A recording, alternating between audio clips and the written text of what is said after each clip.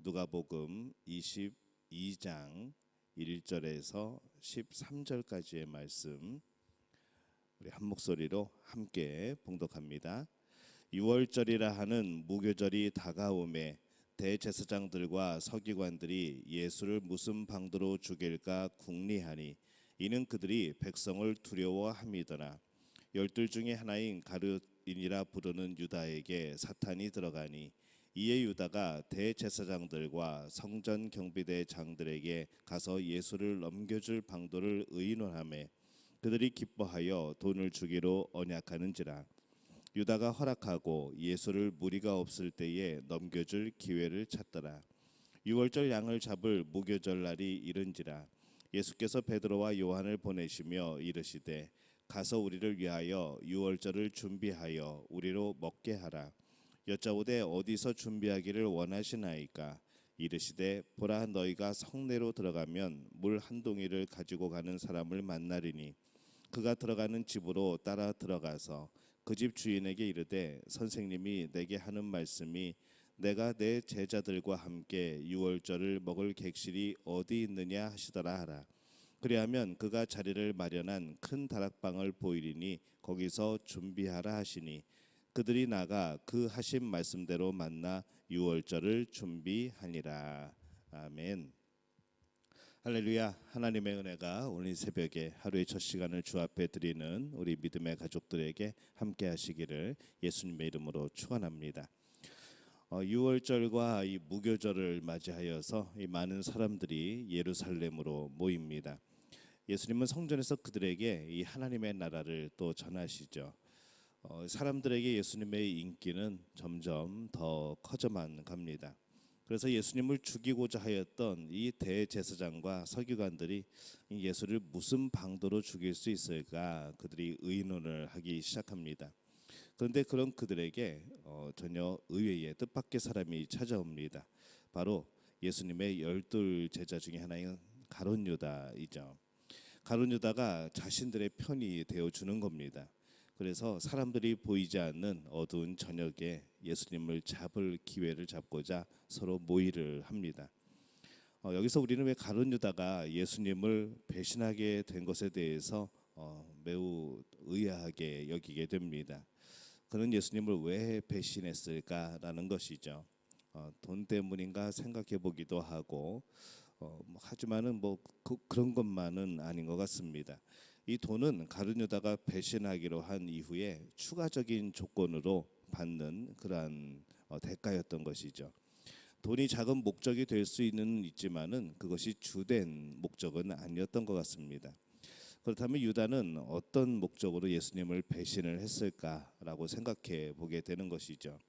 유다가 예수님을 배신한 구체적인 그런 이유는 나오지 않지만은 단지 누가복음에서는 이 유다가 예수님을 배신한 이유에 대해서 사탄이 들어가니라고 그렇게 말씀에 기록을 하고 있습니다. 유다는 사탄에게 속은 것이죠. 물론 속을 때에는 정말 어쩔 수 없이 속는 것이 아니라 나름대로 그 마음속에 어리석음이 있고 예수님을 향한 불신앙이 있고 또 그것을 사탄이 이용하여서 또 사용하게 되는 그러한 경우들입니다. 그렇게 예수님과 함께하면서 그 모든 위대한 일들, 하나님의 나라를 듣고 하나님 나라에서 있는 여러 가지 벌어질 일들에 대해서 경험을 하고 그런 놀라운 기적들을 경험하면서도 그걸 다 목격하면서도 그 예수님을 배신했다는 것, 그동안 그가 참 그 좁은 시각으로 예수님의 말씀을 듣고 예수님의 행하심을 봤다는 것을 반증하는 그런 것이죠. 그래서 그렇게 말씀하셨어도 그렇게 보여주셨어도 그 말씀을 깨닫지 못하고 예수님을 믿지 못하는 겁니다. 그는 계속 자기 생각 속에 갇혀 있었습니다. 예수님의 말씀과 행하심을 보면은 계속 이 하나님의 나라를 선포하고 계시고 그 능력이 실제로 우리에게 보여지는데 이 가룟 유다는 그것을 보면서도 이 세상의 일에 묶여 살았던 것이죠. 그에게 어떤 큰 영향을 끼치지 못하게 됩니다. 자신의 생각이 너무 강하였고 또 자기 자신이 살아갈 길을 찾고 있었고 그래서 이제 더 이상 예수님의 제자로 있을 필요가 없다라고 생각하지 않았나 생각이 드는 것이죠. 그렇게 바로 그런 마음이 있었을 때 사탄이 그것을 이용을 하였고 이 유다는 예수님을 파는 그런 결단을 내립니다. 자기가 살아가는 길을 선택을 한 것이죠. 예수님은 일찍부터 유월절이 되면은 예루살렘으로 오십니다. 공생의 기간에도 유월절이 되면 예루살렘에 오시죠. 그리고 이제 마지막 날을 이 유월절에 맞이하기 위하여서 이 유월절에 맞추어서 모든 것을 계획하고 또 진행하시는 이 예수님을 보게 됩니다. 이 구약의 유월절에서 가장 중요한 것은 어린 양을 잡는 것이죠. 그 어린 양의 피를 문설주에 바른 집만 죽음이 넘어갔고 또 예수님은 이 유월절에 바로 그 어린 양이 되시는 바로 그 상징의 의미가 되어집니다. 그래서 이 구약의 유월절에 어린 양의 원형이 바로 예수님이 되십니다. 그래서 이 유월절의 주인공이 누구냐 하면은 사실 그것은 어린 양이 아니고 예수님이죠. 그것이 이제 어린 양의 그런 피를 바름으로써 또 어린 양을 잡음으로써 이 예수님을 기대하고 또 소망하고 바라는 그런 의미가 된 겁니다. 예수님은 자신이 유월절에 잡히는 어린 양이라는 것을 이 말씀을 통해서 이미 알고 계셨습니다.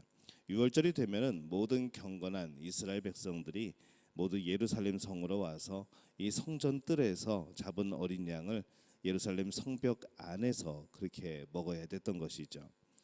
유월절 저녁에는 보통 가족별로 그렇게 성전 뜰에서 자신이 잡았던 그 어린 양을 먹었고 이 예루살렘 성 안에서 모든 사람들이 그 양을 먹게 됩니다.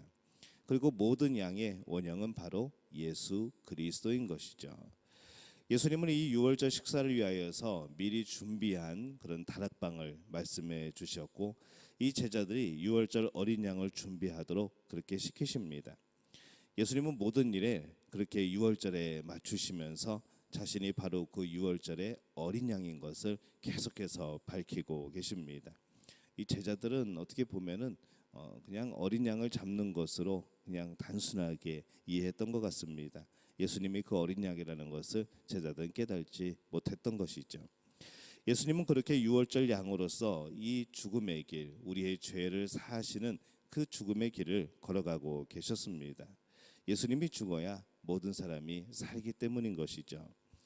예수님은 그 자신이 죽는 유월절에 맞추어서 모든 일을 진행을 합니다. 예수님은 자신이 그 유월절의 어린 양의 원래의 의미와 모습으로서 죽으셔야 된다는 사실을 너무나도 잘 알고 계셨습니다. 그래서 지금까지 이 성경이 예언한 대로 그대로 성경 말씀에 응하여서 살아간 바로 그분의 모습을 우리가 봅니다. 그리고 이 마지막으로 유월절에 십자가에 못 박히시기 위하여서 모든 것을 준비를 하십니다.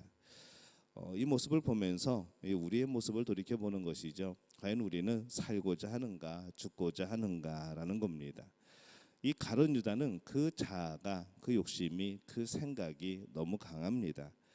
그는 살고자 했습니다. 어떻게 살아갈 것인가, 어떻게 살아갈 길을 만들 것인가, 어떻게 해서든 간에 자신이 살아남는 길을 찾아 나선 것이죠. 그러나 우리가 말씀을 보면서 알듯이 그 결과를 보면서 알듯이 결국 그러한 욕심들이 그 세상을 향한 열망들이 결국 사탄의 도구가 되어지고 그리고 그가 걸어갔던 길이 정말 원했던 이 사는 길이 아니라 결국 그는 죽는 길이었던 것을 우리가 보게 됩니다. 이 반면에 예수님의 길을 살펴보면은 이 예수님은 철저히 유월절을 찾아가십니다. 그 예수님의 길은 온 인류의 죄를 대신 짊어지고 죽는 길이시죠. 그러나 그 죽으심으로 인하여서 모든 사람을 살리는 길이셨고 또 영광의 길이었고 예수님도 그 죽음을 통하여서 그 위에 다시 살아나심을 또한 입게 됩니다. 나를 위해 살아가는 길은 대부분 죽음이 그 끝입니다. 나를 위해 살아가는 모든 열매들은 결국 내가 이 땅을 떠나게 될 때에 끝나게 되어버리는 것이죠. 그러나 예수님을 위해 살아가는 길은 그 열매는 영원히 변하지 않고 남아있는 것을 우리가 봅니다. 예수님을 위해 살아가는 그 시간들과 그 삶은 또 영원한 삶으로 이어지게 되어지는 것이죠. 그래서 오늘 우리가 생각을 해봅니다. 오늘 우리는 어떤 길을 가고 있는가 우리가 생각해 볼 때에 우리는 이 어떤 길을 걸어가야 되는가 생각해 보면은 영원한 생명을 찾아가는 그런 길을 걸어야 되지 않겠는가 오늘 말씀을 통해서 발견하게 됩니다. 이 땅에서 영원히 살 것처럼 준비하고 이 땅에서 영원히 살 것처럼 그렇게 길을 걸어가지만은 그것이 주님을 위한 길이 아니라고 한다면은 결국 사라질 그런 것들이 되어진다는 것이죠.